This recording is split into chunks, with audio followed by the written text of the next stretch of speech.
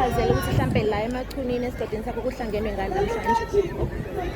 Ngiyabonga kakhulu mfowethu abalaleli. Kulolu suku lwanamhlanje usuku olukhulu phakathi kwesizwe. Usuku lwengoma yesizwe samachunu okuyingoma eyenzeka minyaka yonke ngalesi sikhathi senyanga kaDisemba uZibandlela. Okuyinhloso enkulu yalendlamu kuba senze amachunu abumbane ngalezi zikhathi, ngoba siyazi ukuthi isikhathi sikaDisemba kusuke imindeni ihlangene kubuye bonke abafundayo abasebenzayo bendawonye.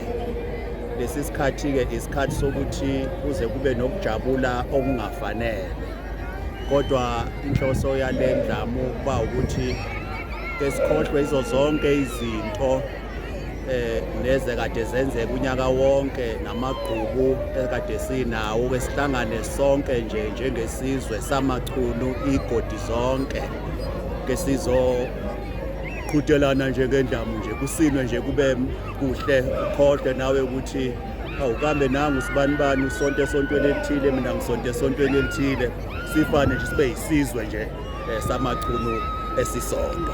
Wona nhloso ke enkulu yale ngoma eyenzeka ikakhulukazi ke njalo ngoZibandlela njengoba namhlanje nje nibona nani ukuthi usindwe ngoba ethole emachubeni. Mhlawumbe ndabezitha njengoba uthi usindwe ngoba ethole